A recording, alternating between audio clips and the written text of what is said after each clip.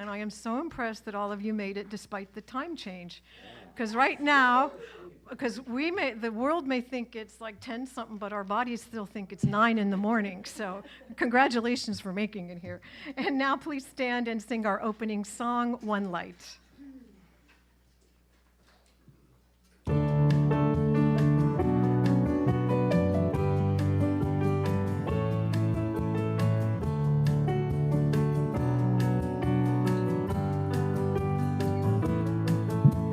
One light brings us all together. One light inside you and me. One light shines in every person that I see. It's the light that shines inside of me.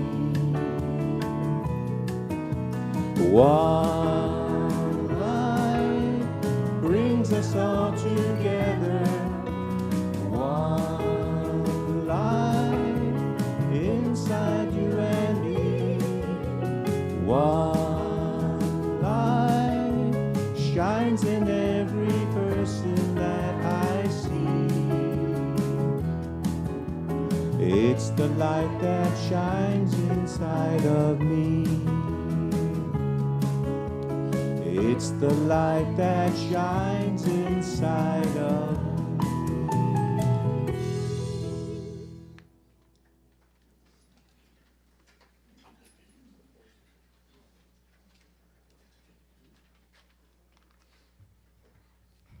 Just like to say, welcome back, Reverend Linda Machezik.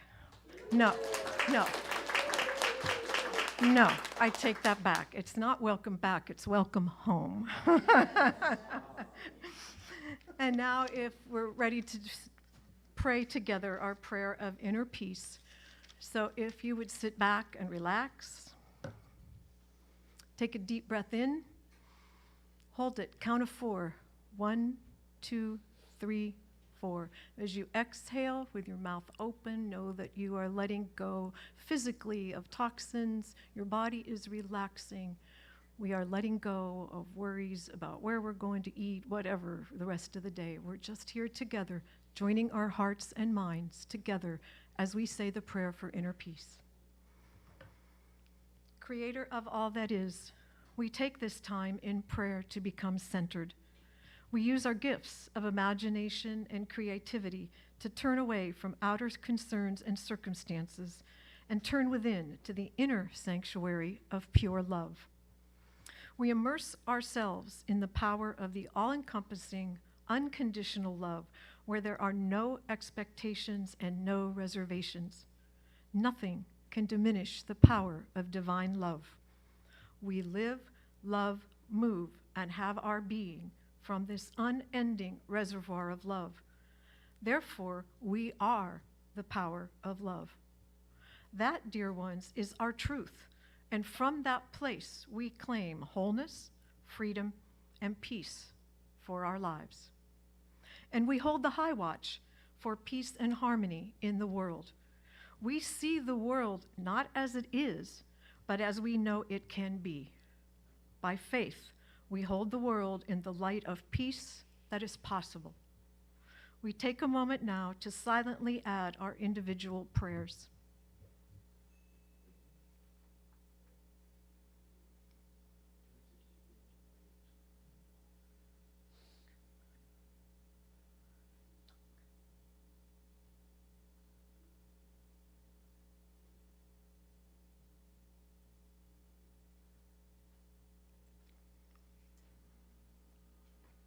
We go forward now, knowing the light of God shines on our paths, and we are grateful. And so it is, and so we let it be. Amen. If you would say with me our statement of faith. There is only one power and one presence in my life and in the universe. God the good, omniscience, omnipresence, and omnipotence. And our values.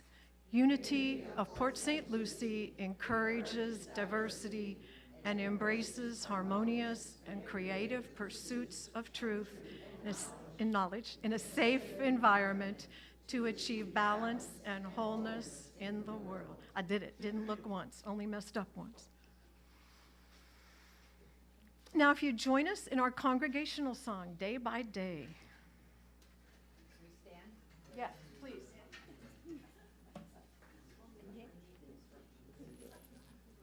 We gotta stand.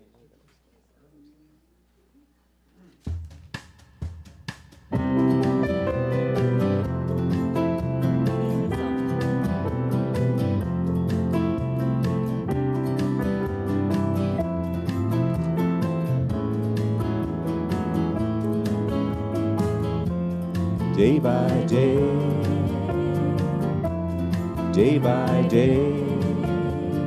Oh, dear Lord, three things I pray: to see Thee more clearly, love Thee more dearly, follow Thee more nearly, day by day, day by day.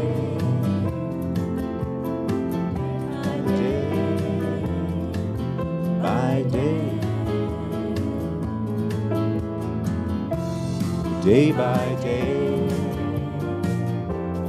day by day. Oh, dear Lord, three things I pray: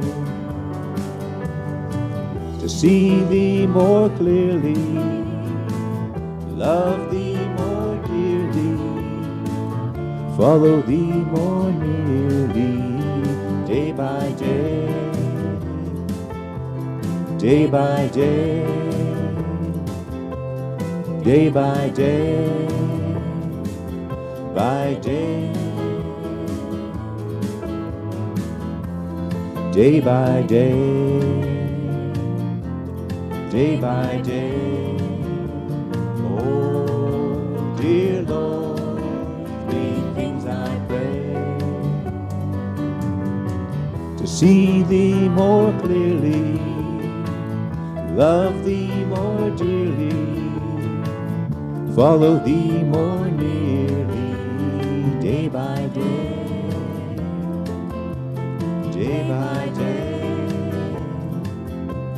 day by day, by day.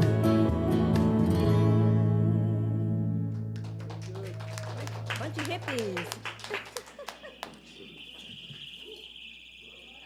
Crickets. Oh my goodness. Oh, I like the nature sounds. Very good. Dottie, what did you sit in?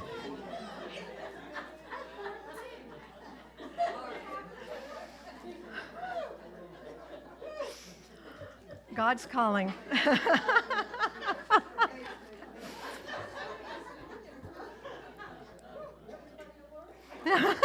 Everybody's awake now, yes. Okay, the wonderful Laura Baker is going to do our daily word, and I just have to call him out because her husband's sitting back in the corner. Larry's here.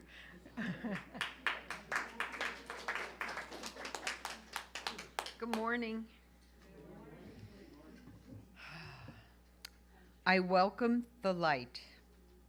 Taking a moment to appreciate the beauty of a sunset, I realize that in another part of the world, the first rays of the rising sun are beginning to light the morning sky. Whether I can see it or not, the sun never stops shining wherever a new day is dawning. Much more brilliantly than the sun, the light of God, too, is also shining. Sometimes my thoughts may be focused on a challenging life situation that I do not sense this divine light. Then in a flash of insight, I experience again the illuminating presence that even in my darkest moments is as near as my next thought. I affirm, let there be light. I breathe out frustration and worry. Breathing in, I am filled with the light of truth that illuminates my mind and shines from within my heart. Then God said, let there be light. And there was light. Genesis 1:3. Together the affirmation, I welcome the light. I did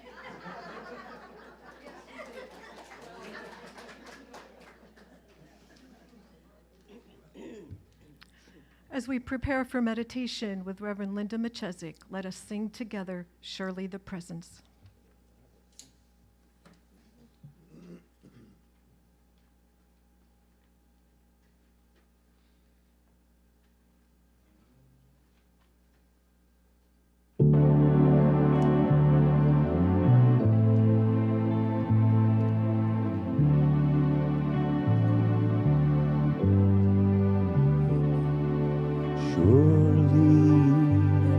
Presence of the Lord is in this place.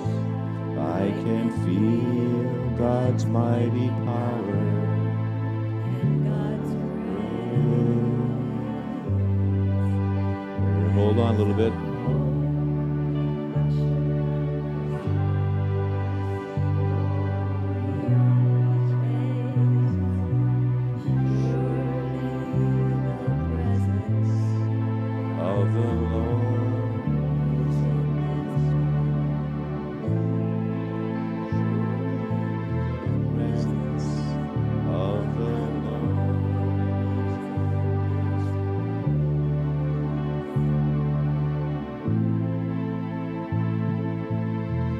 I got a little bit behind myself.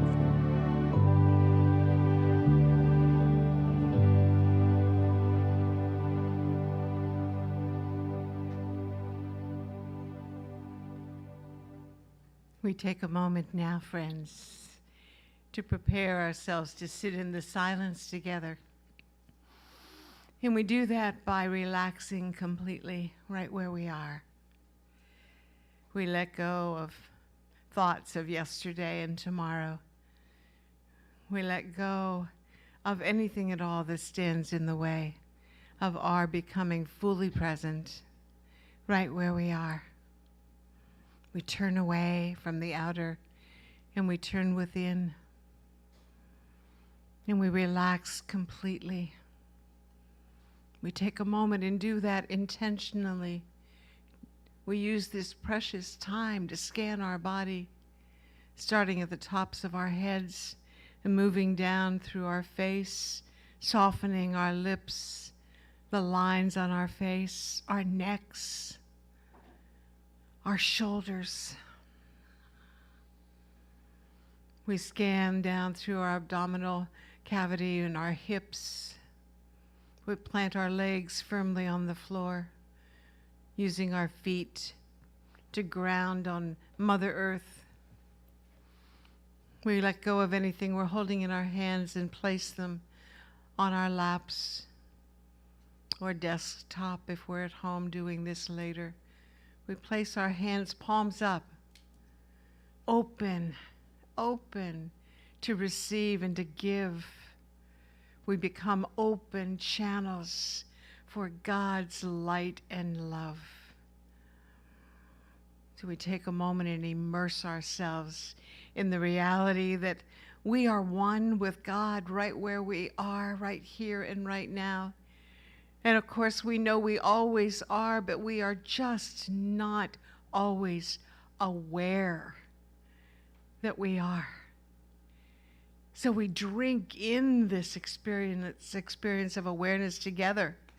Right now, we luxuriate in it. Breathe into it.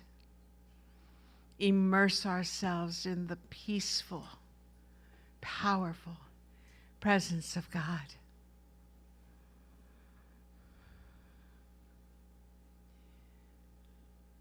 Then we take a moment centered in our heart space, consciously connected with our source. And we use the power of our imagination as our opening prayer suggested. And we call into this space, each of us right now, anyone we know who could be lifted up in prayer with us right now. We have Claudia's dear husband, Duncan, who's having a health crisis of sorts. And I'm sure there are others. Think, friends, pull them into your experience right now. I'm thinking of all the homeless people out there who are lost and afraid. I'm thinking of people suffering from catastrophic weather experiences all around this country and beyond. People still struggling from the unimaginable catastrophe of those earthquakes, war. Think, friends, individuals you know, regions of the country you're aware of the world, groups of people. Use the power of your imagination and lift them up right now. Shine the light and the love of God on them right now, right here. Bless them. Take a few moments in the silence, exercising your power, blessing yourself and blessing others.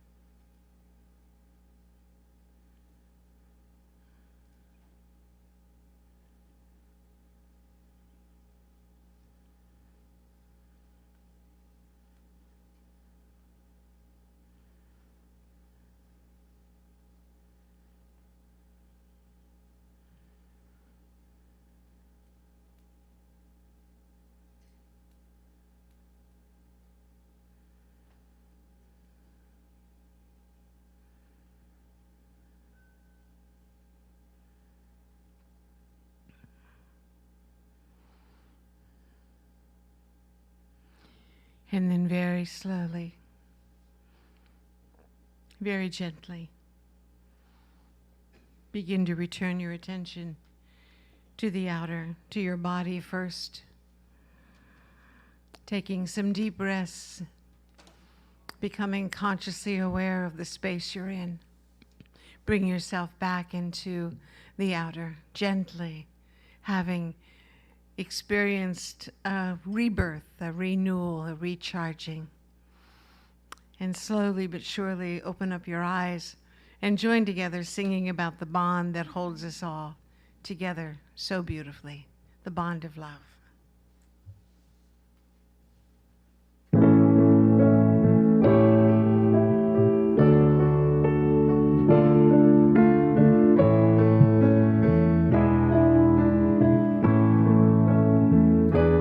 We are one in the bond of love.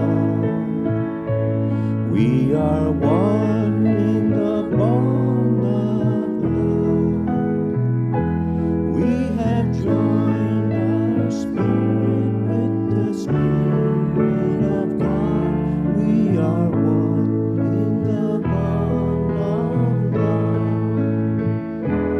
We are one in the bond of love.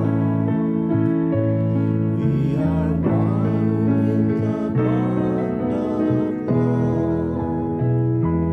We have joined our spirit with the Spirit of God. We are one in the bond of love. We are one in the bond of love.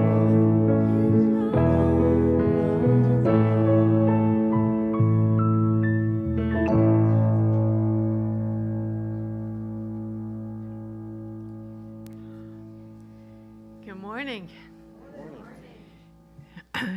So it's been a just a few moments since I actually looked around to see who's here. Gosh, it's good to see all of you again, every one of you. It's so nice to be back. It felt wonderful hugging on everybody and laughing and loving earlier this morning when I came in. Good to be here. So, the title of my talk today is Be Prepared. This divine idea I had of creating a talk around that phrase came to me last week when I was preparing to discuss the last 2 chapters of this book that I've been working with online with my book study group. We brought it to an end, the discussion that is, on this past Sunday. We've had 8 marvelous weeks of discussion around this book. Linda was a part of it. Marvia was a part of it, so you know how much we enjoyed it. Written by this beautiful, beautiful woman there, who I adore, Pema Chodron. So while I was reading the last 2 chapters, it just hit me. I read a couple of things, and I was like, oh my goodness gracious, we need to be prepared. And then I just allowed that idea, I set it aside, and I let it just start to develop a root system inside of me, you know, putting out little feelers like that, allowing the roots to go here and there, interested to see where it was going to take me, because I had no idea initially. I just knew that I was going to talk about being prepared based on something she said. And along the way, I decided to look for some humor around the subject, because you know I love to share humor. I love to see you laugh. I love the way it opens up our hearts and makes us all better, healthier, happier. So online, I found this little thing that someone wrote, so clever, wrote some tips for people who are preparing to become parents for the first time. It's called Parenthood Preparation. Be prepared. Preparation for parenthood, this person said, is not a matter of just reading books and decorating the nursery. There are some simple things for expectant parents to do to prepare themselves. And here are some. Women, to prepare for maternity, put on a dressing gown, strap a beanbag across the front of your stomach, and leave it there for 9 months. After 9 months, remove 10% of the beans. Come on, ladies. You all know exactly what I'm talking about if you've had a baby. Number 2, find a couple who are already parents and sit down and berate them. Berate them about their methods of discipline, their lack of patience, appallingly low tolerance levels, and how they've allowed their children to run riot. Suggest ways in which they might improve their child's sleeping habits, toilet training, table manners, and overhauled behavior, and enjoy it, because it's the last time in your life you'll ever have all the answers.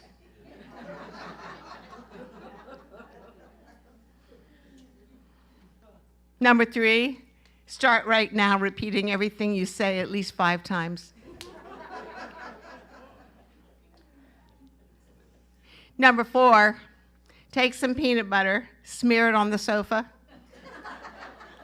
jam it onto the curtains, hide a chicken nugget behind the TV set and leave it there all summer.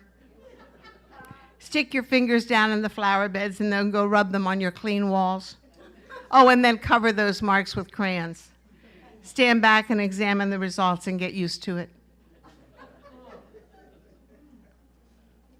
Number 5, buy a chocolate ice cream bar, put it in the glove compartment of your car and let it alone. Take a family-sized packet of chocolate cookies, mash them down into the back seats. Run a garden rake along both sides of the car, and then get used to it. Love those. I just thought they were adorable. Humor aside, and on a more serious note, it occurred to me that that phrase, being prepared, struck a chord in me because I grew up as a scout, a Girl Scout. And you may not know this, but be prepared is the motto for Boy Scouts and Girl Scouts. Be prepared. In 1907, a man by the name of Baden-Powell, who was an English soldier, devised the Scout motto, be prepared. He published it in a book called Scouting, a magazine called Scouting for Boys in 1908. 2 years later, in 1910, the Boy Scouts of America was founded. In Scouting for Boys, Baden-Powell wrote this: be prepared means, quote, you are always in a state of readiness in your mind and in your body to do your duty. Always in a state of readiness in your mind and in your body to do your duty. Be prepared shows up on the badge that Eagle Scouts get. Did you know that? Eagle Scouts get a badge, and on the bottom or the top, I can't remember which right now, it's engraved, be prepared. And I don't know if you're aware of this, but only 4% of Boy Scouts ever achieve the level called Eagle Scouts. It takes an extraordinary commitment to all that they stand for in order to be honored as an Eagle Scout.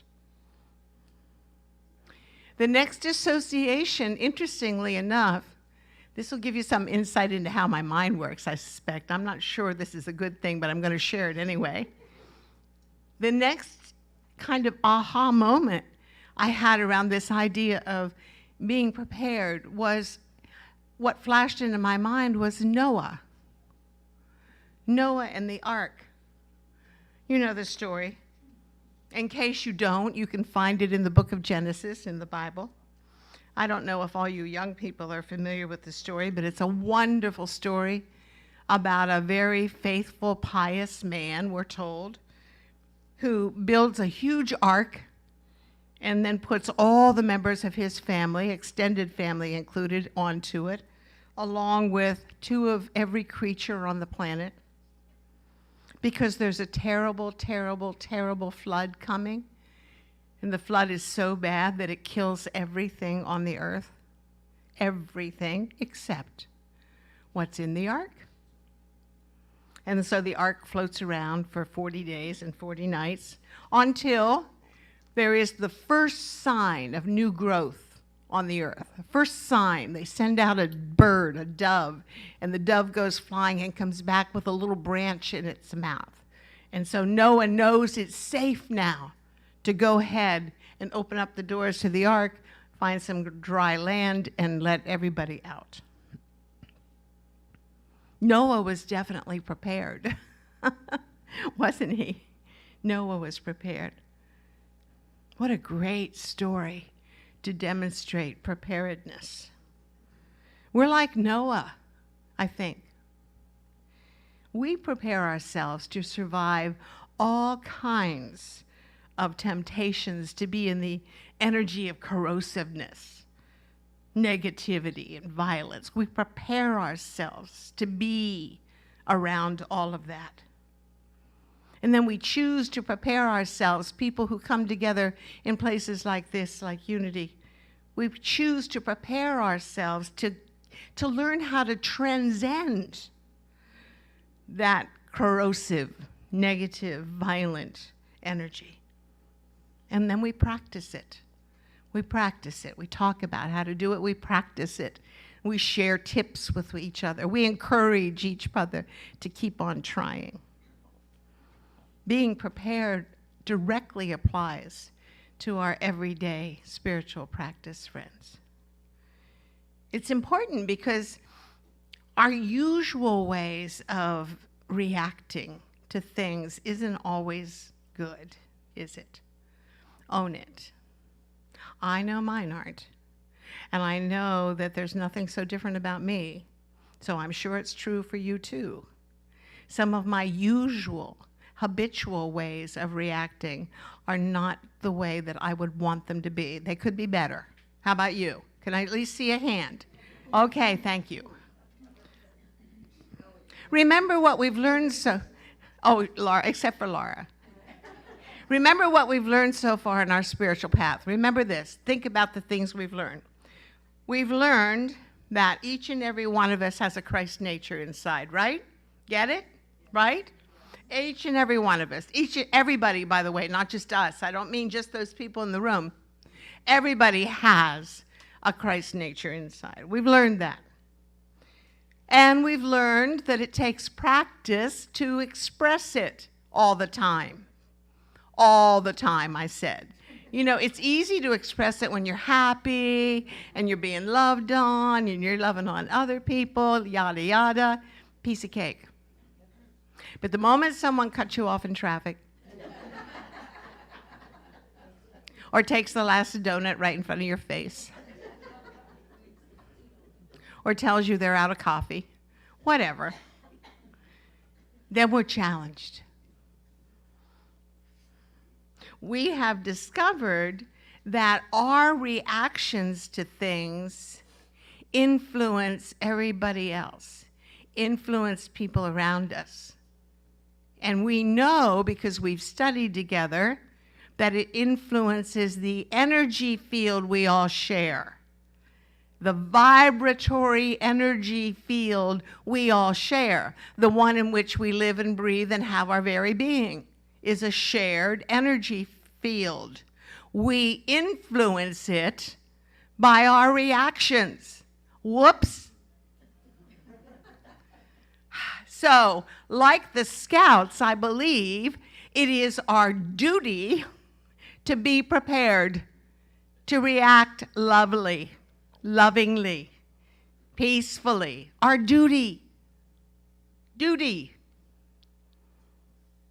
That's what be prepared means to me.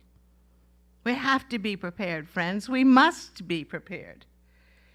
And if only 4% of the human race, like 4% of the Boy Scouts get to be Eagle Scouts, if only 4% of the human race, which is now about 8 billion, 4% is like 277 million, if only that many people understand the importance of being prepared, that might constitute critical mass.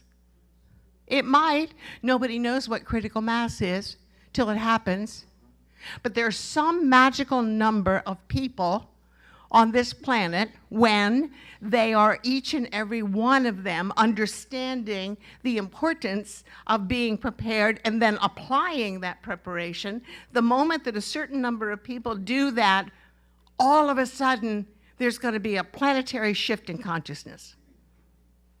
Just like that. We could be this close. There are lots of people who believe we are. So it is our duty to be prepared, friends. If you're alive and you're on this planet, you have a job to do. 4% of us. Reacting peacefully and lovingly to all potential triggers. All potential triggers. You know what your triggers are. They're different for all of us, every one of us. Think about what your triggers are. We all have them. It might be a wise idea to do a personal inventory and make an actual list of the things that trigger you so that you are what? Prepared. Goodness gracious. We're just going to continue to walk around reacting willy-nilly in the same old way that we always have? How's that been serving humankind? Right? Come on. We can do this. We got this, friends. In her book, Pema Chodron, this beautiful woman, she writes, for example, somebody might look at us in a certain way that brings up a chronic self-image issue. Anybody have chronic self-image issues? Oh. An issue of being wounded or damaged goods or not good enough or pretty enough or thin enough or small enough or whatever. So instead of becoming angry or despondent, we can go against that habit and be prepared with maybe a quick, short, little prayer affirmation. Oh, there it is. You see? How cleverly I brought that in. Little credit, please. Short prayer affirmation. More on that in a minute. These days, many people, oh, I hear it all the time. Oh, it doesn't matter what circle I'm in, friends. I hear this over and over and over again amongst unity friends, amongst non-unity friends, among family members who are fundamentalists, among family members who are none of the above. Feel anxiety and gloom when they look around and hear the news. And so they're like, I don't even listen anymore. I can't stand it. That is not the reaction that I'm looking for when I talk about the importance of influencing the vibratory field, because that is fear-based. Sorry. I know you're going to love me in spite of what I just said. That is fear-based. Gosh darn it, friends. Look for a different approach. Stop messing around here.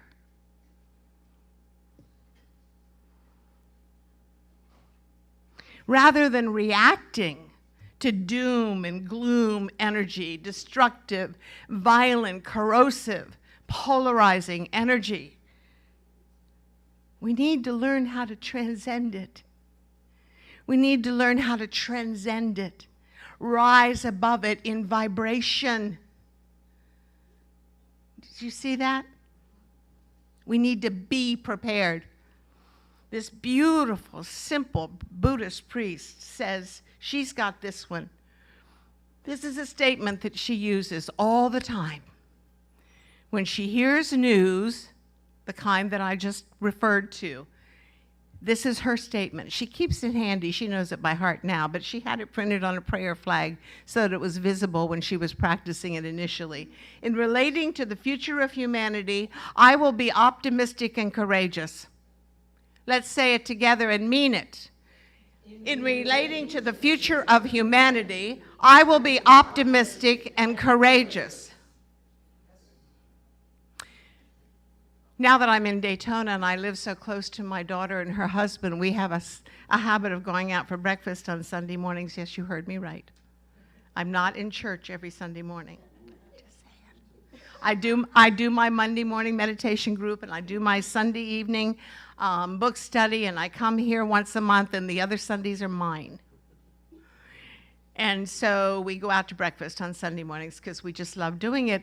And they sat me next to a lovely, lovely, beautiful, handsome 94-year-old man waiting for a table at Bob Evans. And he began to share with me how Earth is going to hell in a handbasket. It's like, I came here to enjoy my breakfast.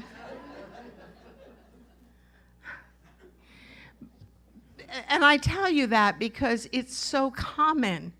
I'm hearing way too much conversation, casual conversation, about how everything's going to hell. Sorry, children. Do you know? Are you aware of this? Yes? Yes. Stop it. Don't engage in it. In relating to the future of humanity, I will be optimistic and courageous. This is courageous. Calling you on your stuff. A statement like that might come in handy as we come closer to this next presidential campaign. I don't care which side you're on. I don't want to know. And I certainly don't want to stand up here and talk about that. It doesn't matter, because the presidential campaign in our country has become so horribly, meanly polarized that I can barely stand it. It certainly isn't a pleasure to watch or hear about. such meanness, such hateful rhetoric, I can't even imagine. I'm sure my grandmothers are rolling over and over in their grave. It used to be fun to debate politics. Now it's scary. And I don't like it. In relating to the future of humanity, however, I will be optimistic and courageous. You see how that works? Thank you. Statements like that could come in very handy, friends, in the days ahead. Trust me, I guarantee it. Write your own. Prayer chaplains come together and maybe create a couple in your prayer chaplain meetings and then share them with your congregation. Come up with some clever, short, powerful, punchy statements that everybody loves. Let's be prepared, friends. In the same way, we get triggered daily by incidental stuff. Somebody sends an email to somebody else and it's taken in a way that's offensive, and then people talk about it and share it with other people, and all of a sudden you've got this sandstorm blinding everybody in the heart and the eyes and the mind. We get triggered, friends. We all get triggered.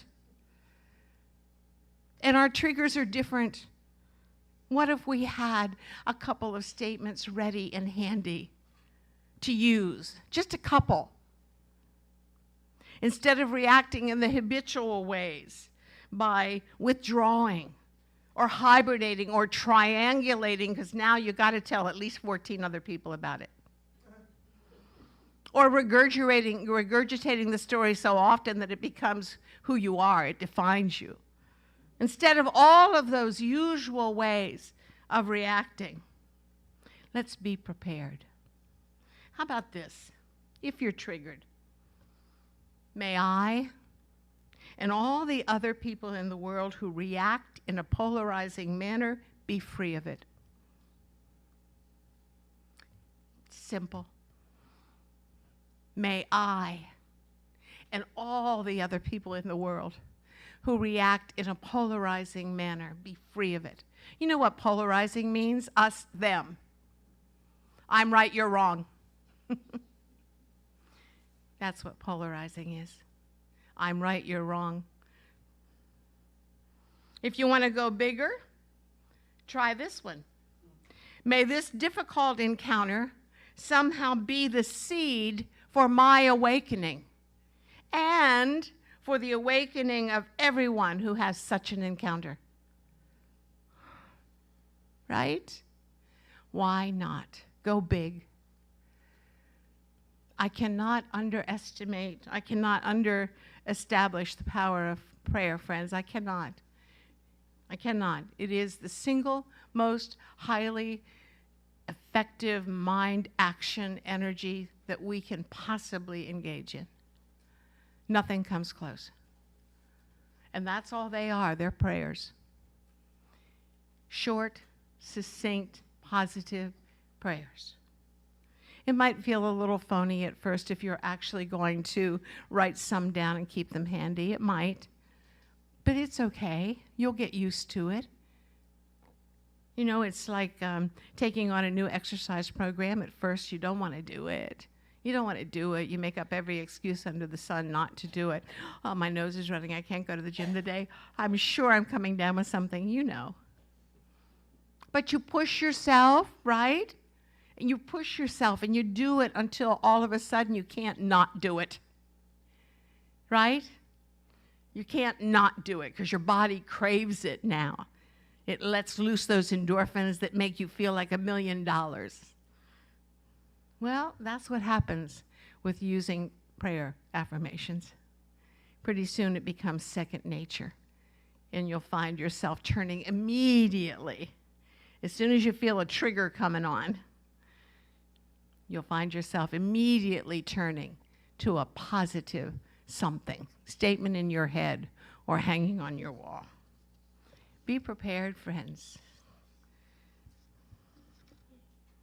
Seek support from a prayer chaplain. You know, there's someone here every Sunday, every single solitary Sunday since I've known about this church, way back in the beginning. when we started the prayer chaplain program. Remember, Jan?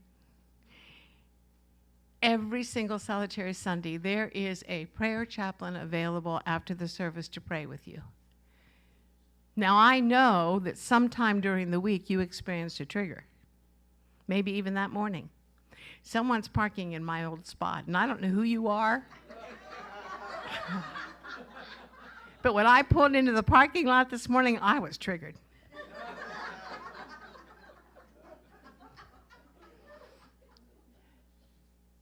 You're triggered every day. And sometimes they're just little wee things. I was okay by the time I looked at his smile, waiting for me at the front door. I was over it.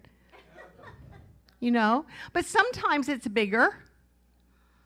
Like that man that sat next to me and I couldn't figure out how to lovingly tell him to shut up. Sometimes I don't know, except shut up. Stop. Or getting up and moving, which is what I did. Nothing personal. It was very personal. The point is, the prayer chaplains are here. They're here every Sunday. So take advantage of it, you know? They spend an inordinate amount of time during their monthly prayer meetings practicing different ways to serve you, and then honing their skills and bringing in guest speakers and looking at material. They just finished 2 weeks of training to re-up their commitment to serve you for another year. When they call you, let them know you've been triggered lately and you could use some prayer around that. There's nothing like having someone else help lift you up to a higher vibration. Hold space for you to get past it. We all need that kind of support. I know I do. I have a prayer partner. I now work at Silent Unity. I can get someone to pray for me anytime I want.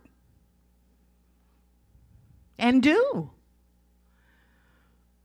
Use it, friends. And speaking of prayer chaplains, you have an incredibly beautiful group of people here, some of whom have been serving you from the very beginning of the program, I believe. Right? Yes. And you have a beautiful coordinator who stepped up some years back and continues to volunteer to make sure this program stays alive and thrives, and puts in an inordinate amount of time and energy making that happen. And then you have a board of directors who does whatever they can do to lovingly support this group of people. And today, you're going to celebrate them, and you're going to install them as your prayer chaplains for this coming year. So thank you, friends, for putting up with me. Thank you for having me back. And I'm going to let Sherry Peck take it from here and install our prayer chaplain.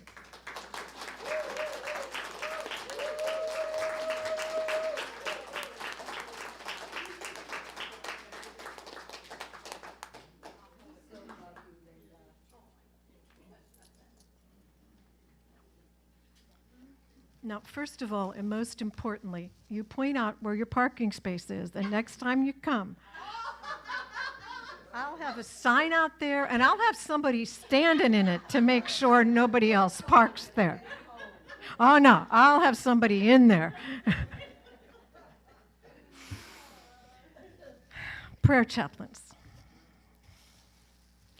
I think of them as our behind-the-scenes earthly angels. I feel like every time I set foot in this place, especially on Sundays, I'm making a spiritual commitment. I'm committing to getting what I can, the benefit from this, which, by the way, you knocked my socks off today, and I will share with you specifically later how exactly. And we all do, and it's to get what we can get, learn from the lesson. Apply it to our lives, hopefully. But these 4 beautiful women go way beyond that. They hold us. They are our high watch. They absolutely are. And they put a great deal of time and effort into it. And I want to thank them for that, but thank them for what they do for this congregation.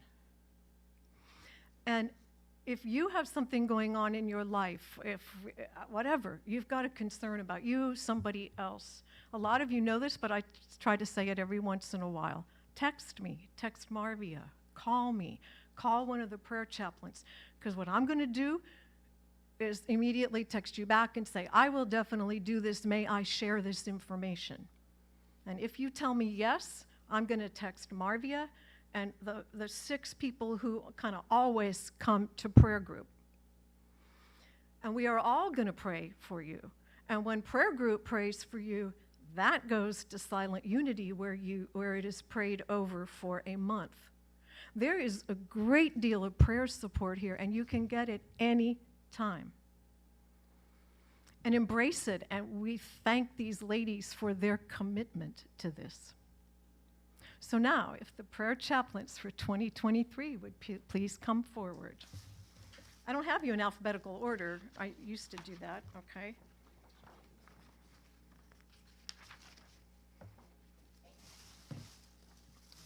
You have a, doesn't matter. I actually have a really cool present coming, but right now it's $50 on Amazon, so you don't have it yet, but you will. When I bought it, it was like less than half of that, and now they're almost out of stock, so anyway. But thank you truly from the bottom of our hearts for holding the high watch, keeping us to the high watch. We thank all of you. Okay, so I'm going to do Linda Woodcox first because she is one of your original prayer chaplains.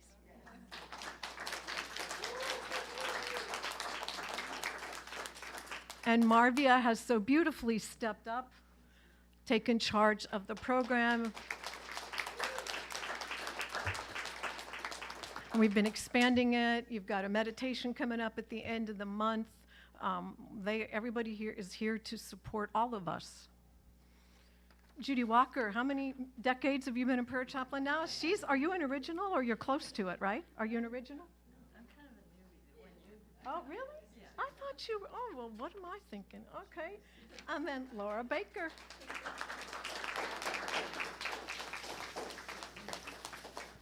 And again, we love you, we honor you, we thank you for all you do for all of us. Thank you.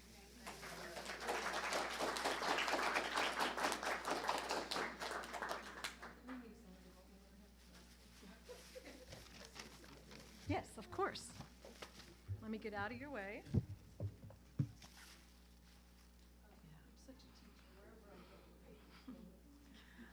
I just want to second what Sherry has just said and thank the prayer chaplains for their service. It's a wonderful service. We know that we offer you good service, but we ourselves are blessed by it. So it's a wonderful thing. And I thank those of you who were here before but had to retire, step back from the program because of your personal affairs. And welcome Laura for stepping in to fill the gap. I also want to remind you that if you are a member and you seek prayer support, please, you could talk with Sherry, you could talk with me or Linda or any one of us, and we'll put you on our list and reach out to you on a monthly basis. But of course, every week there is a prayer chaplain in the conference room who will pray with you, and it is confidential. You can rest assured that it is totally confidential, and we keep you in prayer. Starting from this month, from April, you'll get outreach from a new prayer chaplain because we rotate the names every time we get training. So we just finished training yesterday, and so you'll get a new prayer chaplain reaching out to you. And you'll notice a slight difference in the way we are praying, so you don't get concerned. We are focusing on the I am. So, because of course, based upon the understanding that we are one with God and one with each other, we will be using the I am affirmative, which means you, of course, are the ones we are praying for, and we are asserting the truth of who you are, and we are the I ams, the most powerful term that we could use. So don't be surprised when you hear that. Thank you very much.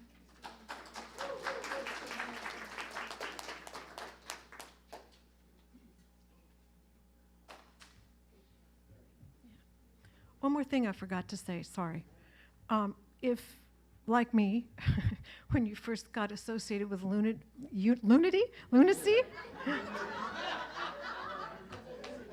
Unity. I struggled with affirmative prayer, okay? I still do sometimes.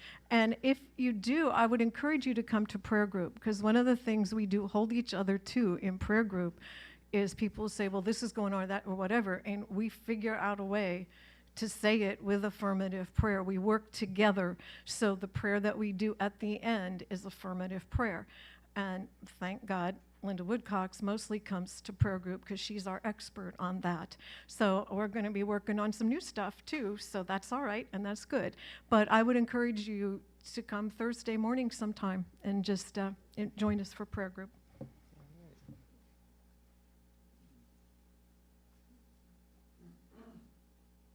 Dinah and I would like to apologize to Sherry for not providing enough tissues to get her through this song. Here's the box of tissues.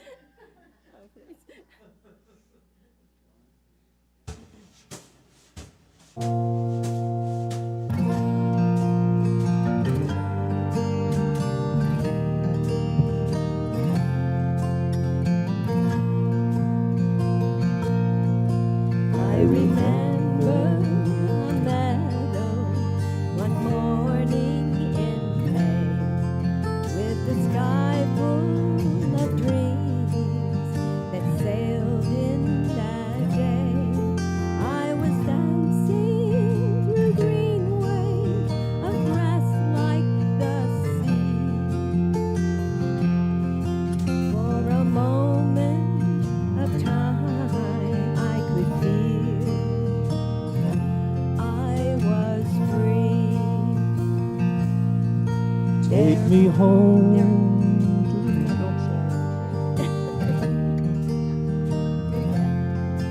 And the first waves of true love I'll never forget.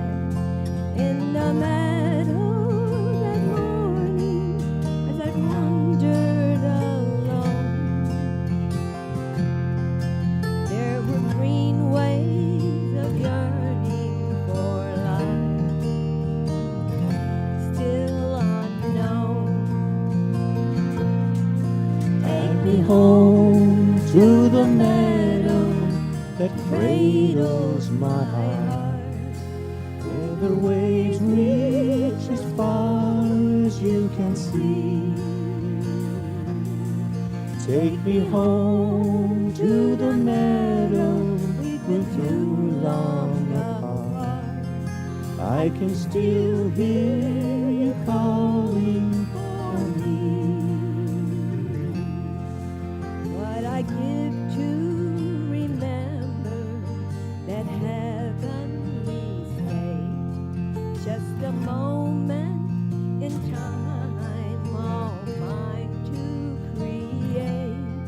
I was dancing through green waves of grass like the sea.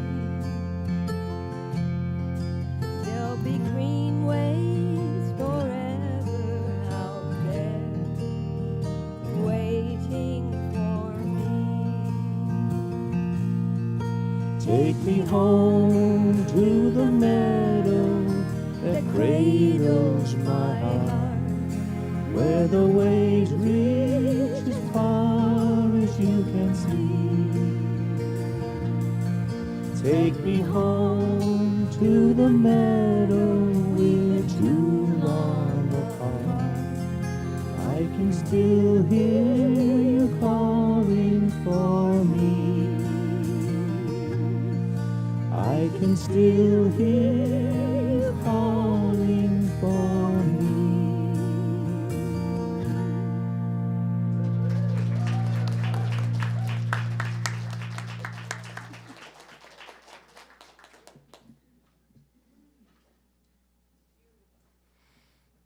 Thank you, John and Dinah, I think. And where is my box of Kleenex?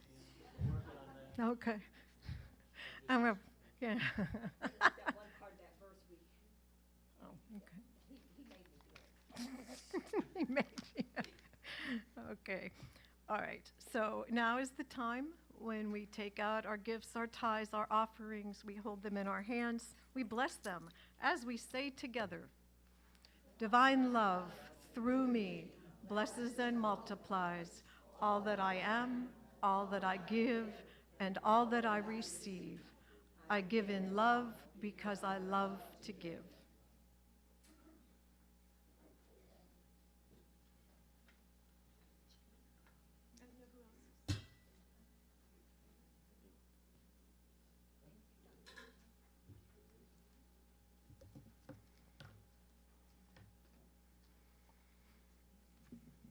Marvia is going to be our prayer chaplain today. She'll be over here after the service to share affirmative prayer with you. Yoga with Lana Mondays at 9:45 and then at 11. Spiritual discussion group. Actually, you're not going to meet the next, right? You won't be here though. You will be on the ocean on the 21st. So, yes, Nancy. And she'll be there with him. So, is it not going to happen the 21st? If that's the third, It is. we're not going to have it. Right. Unless we want to Zoom from the Caribbean, we're not going to have it on. No. Prayer Circle, Thursdays at 11. Caregiver Support Group, fourth Thursday of the month at 2 o'clock. See me if you'd like to schedule a Reiki session. And the Prayer Chaplain Meditation coming up, not next, the week after, the 26th, correct? Yep, 26th. Okay, would you like to bless the offering? Sure. I got a couple more now.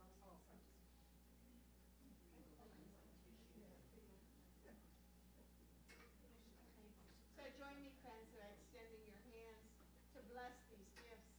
Thank you, God, for every giver in this room today, for their generosity, their loving spirit. Thank you, God, as this ministry continues to grow and attract more and more like-minded individuals. We are blessed, and we bless every prayer request in this box, lifting each and every one of those requests up, holding them in the light and the love. So it is, and so we let it be. Amen.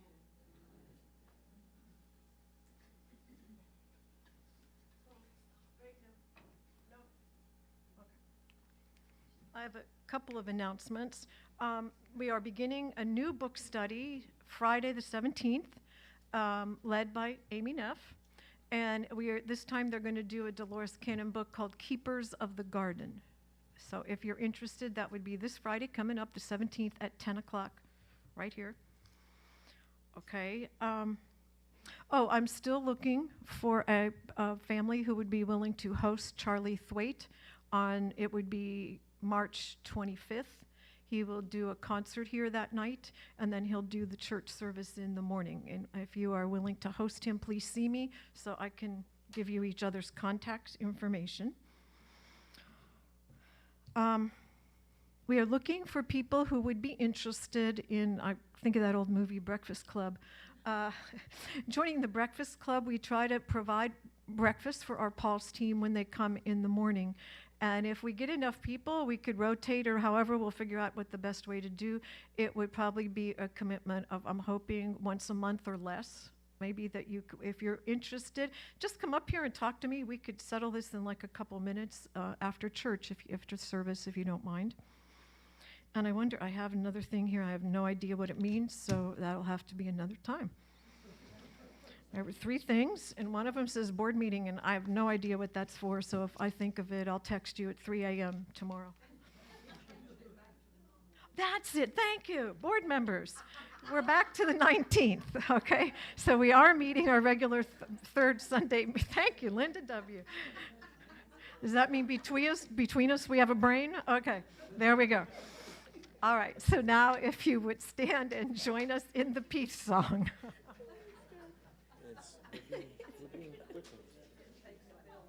It takes a village, all right.